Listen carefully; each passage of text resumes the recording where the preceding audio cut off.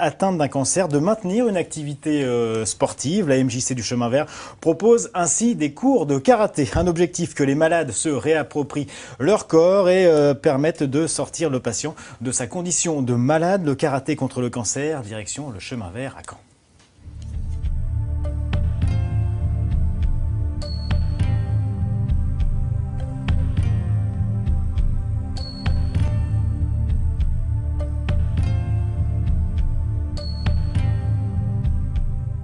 Mentalement, ça me libère beaucoup. Je pense plus à mes soucis, j'essaye de penser à l'enchaînement et je pense plus à la maladie, quoi. Il y a une ambiance extraordinaire. Nous nous retrouvons avec un grand plaisir et nous avançons dans la vie, franchement. Quotidien, j'ai plus l'impression d'être une handicapée, d'une impotente.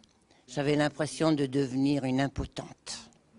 Je restais assis chez moi à attendre que le temps passe. Bon, je faisais d'autres activités quand même, hein, mais pas physique du tout. Oui, il n'y a rien de magique, hein. Ils vivent une expérience de corps pendant 1 heure. Ils vivent donc un contact avec le corps, un contact avec des collègues. Donc d'un coup, ils sortent de leur espace de maladie, du flou pour certains ou certaines dans leur vie. Et ben voilà, tout d'un coup, les choses s'organisent. Donc le mental aussi s'organise, hein. Le corps et le mental s'organisent en fonction de l'histoire qui est en train d'être vécue. Donc c'est pas magique, c'est vécu, quoi.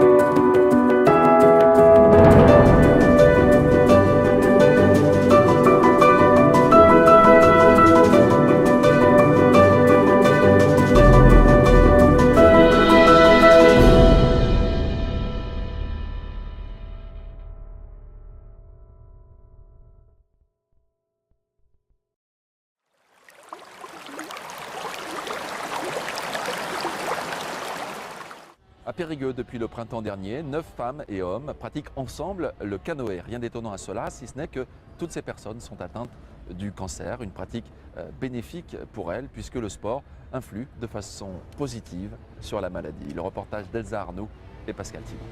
Ils ont entre 30 et 70 ans et viennent d'horizons bien différents. Pourtant, ensemble, ils luttent tous contre la même maladie, le cancer. Tous les jeudis, ils se retrouvent ici, sur les berges de l'île, pour une séance de canoë. Mais avant d'embarquer, un petit échauffement s'impose. Laissez les mains sur les épaules et remontez en haut, inspirez. Et terminez à 8. Carole est en rémission. Cette activité lui a donné le courage d'aller de l'avant. J'ai plus de force musculaire, je suis moins essoufflée et puis dans ma tête ça va beaucoup mieux aussi. Je me sens dynamique, apaisée, tout va bien. Diane, elle, suit toujours une chimiothérapie pour soigner son cancer du sein. Mais quand elle vient ici, elle oublie sa maladie. Ça permet d'évacuer énormément de choses, de penser à autre chose et puis d'avancer par rapport à la maladie qui est assez dure à porter en soi. Quant à Magali, la benjamine du groupe, le canoë lui a servi de lien social. Pour le moral, c'est bien de voir d'autres gens, du coup, même pour le moral, pour le sport, de se libérer, de se dépenser, d'avoir une colère à l'intérieur qu'on puisse soulager. C'est maintenant l'heure d'embarquer. Au fil de l'eau, les soucis de santé sont engloutis par les rames.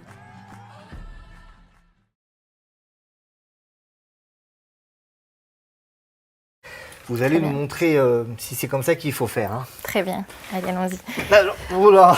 Il ne faut pas tomber sur l'haltère quand on fait la planche. Donc vous avez un tapis, vous mettez les haltères de côté et vous vous mettez... Et là, c'est vous qui dites. Alors, donc là, il faut avoir les coudes à l'aplomb des épaules, le bassin à peu près à hauteur des épaules. Vous pouvez descendre un petit peu, super.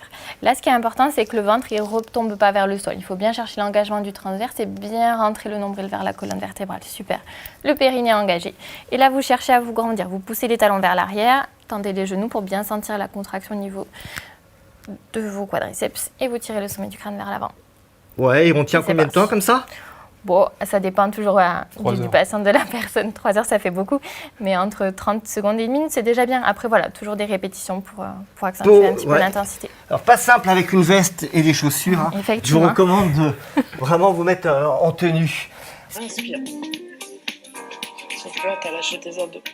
Voilà. C'est de la thérapie sportive, donc indirectement, il y a la partie physique qui est primordiale. Mais il faut que psychologiquement, ça soit un moment agréable aussi pour le patient. Et un moment de déconnexion. Moi, j'avais envie de faire quelque chose à l'hôpital, mais envie de me retrouver en groupe aussi, partager autre chose. Voilà.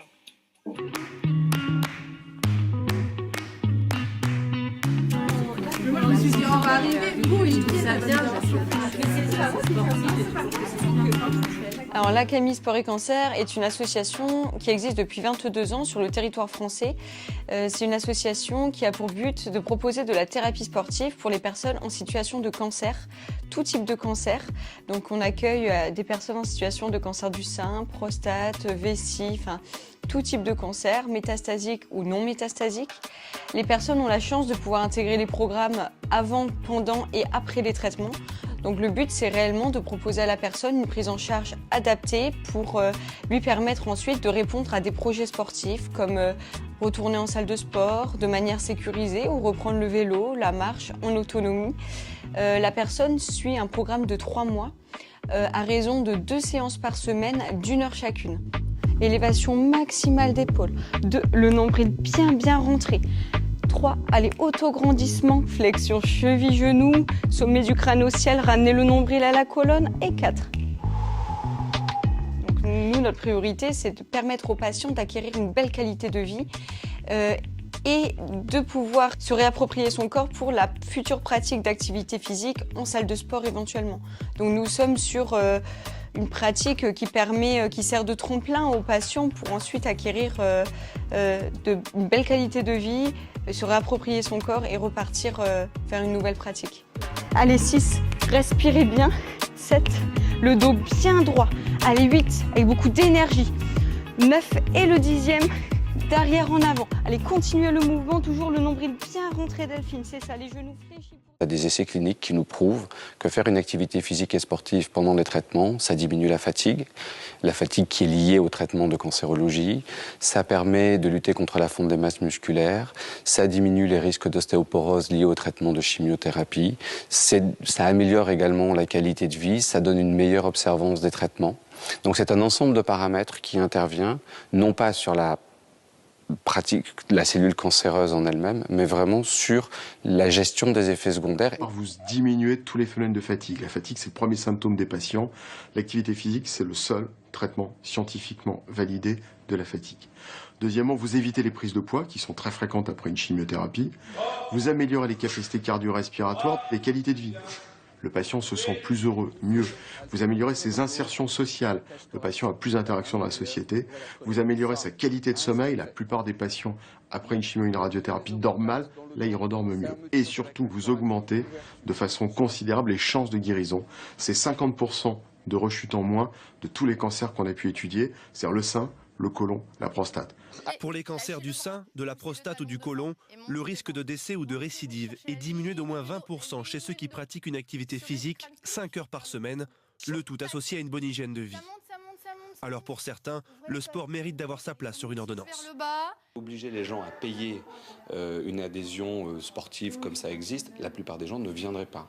Donc si la sécurité sociale rembourse l'activité physique, bien entendu que ce moteur qu'est l'argent à la base va être un élément facilitateur.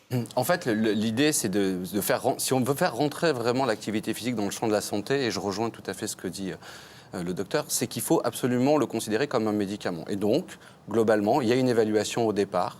Dans cette évaluation, il y a une possibilité d'en faire, une possibilité de ne pas en faire, une possibilité d'être pris en charge, de devoir être réorienté. Il y a un vrai modèle dans lequel, si la dénutrition est sévère, et globalement aujourd'hui c'est très difficile dans une dénutrition sévère de prendre quelqu'un dans un programme de thérapie sportive, donc de pouvoir l'orienter d'abord vers un nutritionniste qui va lui pouvoir répondre à cette question-là. Donc vous voyez, c'est un système pluridisciplinaire qui doit s'installer. L'idée de la loi sport sur ordonnance était un peu d'imaginer un système comme ça, oui. Mais pour l'instant, c'est vrai que c'est compliqué à mettre en œuvre. Et c'est vrai qu'on a tendance à être dans l'injonction thérapeutique en disant il faut faire du sport, alors qu'on oublie qu'on a tout un process d'évaluation, d'abord physique, de désir des patients ou de capacité psychologique des patients à pouvoir s'intégrer dans un programme, mais que si c'était intégré vraiment dans une démarche de soins globale, dans le parcours de soins du patient, en fait, ça serait beaucoup plus facile à mettre en œuvre et beaucoup plus facile à organiser et de pouvoir répondre plus spécifiquement à chacune des problématiques des patients. Aujourd'hui, même d'anciens champions militent pour une thérapie par le sport. Stéphane Diagana projette de créer un centre médico-sportif où l'activité physique serait considérée comme un traitement médical. Le problème de beaucoup de maladies chroniques, et beaucoup de médecins le savent aujourd'hui, le problème principal c'est la sédentarité, en tout cas c'est un des facteurs déclenchants ou aggravants des maladies chroniques. Et donc le sport est un support d'activité physique intéressant pour faire sortir les gens de la sédentarité. Bonjour, c'est Stéphane Diagana. Depuis de nombreuses années, aux côtés d'autres acteurs, je suis un fervent militant pour une meilleure intégration du sport santé au cœur des politiques de prévention et de soins de notre système sanitaire. Comme la CAMI qui depuis plus de 22 ans maintenant permet à des patients atteints du cancer de profiter de programmes sur mesure, je suis convaincu du potentiel et des vertus thérapeutiques des activités physiques et sportives adaptées. Nous sommes tous réunis ici pour fêter l'inauguration d'un nouveau pôle sport et cancer de la CAMI qui se trouve au CHU Thonon, dans le service d'oncologie médicale et qui a été initié par le docteur Prébé sous l'égide du professeur Lotz.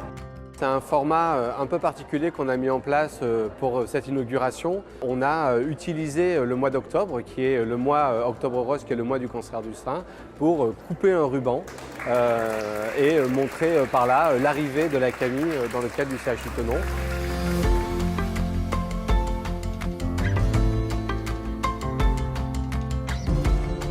Je souhaitais que les patients puissent bénéficier d'une activité physique adaptée, car on sait aujourd'hui que la pratique sportive, à hauteur de ce que peut faire le patient, a un réel bénéfice, tant dans la période des traitements, pour mieux supporter les traitements comme la chimiothérapie ou la radiothérapie, mais aussi dans l'après-cancer pour la réhabilitation, la prévention de la rechute.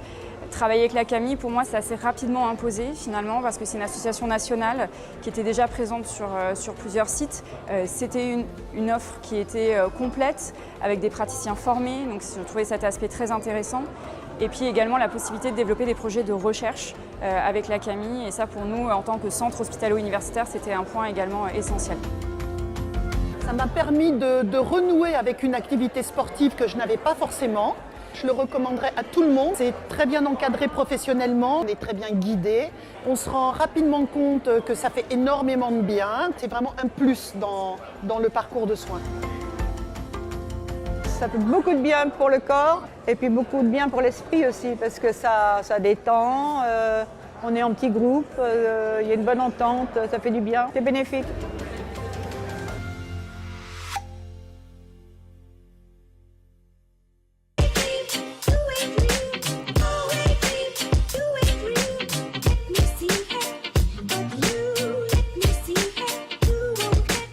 C'est ma 4e participation à la course des héros, c'est toujours un vrai bonheur, sous le soleil, avec une ambiance de folie, toutes les associations réunies, on est tous là dans un même but, collecter pour nos associations et se faire plaisir en courant.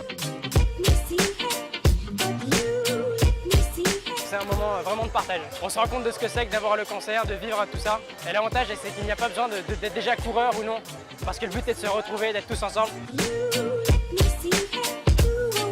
En fait, la Camille, ça fait 17 ans qu'on fait faire de l'activité physique et sportive aux patients qui sont touchés par un cancer. Et le meilleur moyen de nous aider, c'est de venir faire du sport à votre tour et puis recueillir des dons pour qu'on puisse continuer nos actions auprès des patients. On a vu toute l'équipe de la Camille mouiller le maillot pour faire ces 10 et ces 6 km, donc c'était super de voir toute l'équipe se donner à fond comme ça. C'était super, honnêtement on s'est donné à fond, on avait une belle motivation et on était là pour la Camille. Ça fait plaisir de courir avec son ami, pour la Camille.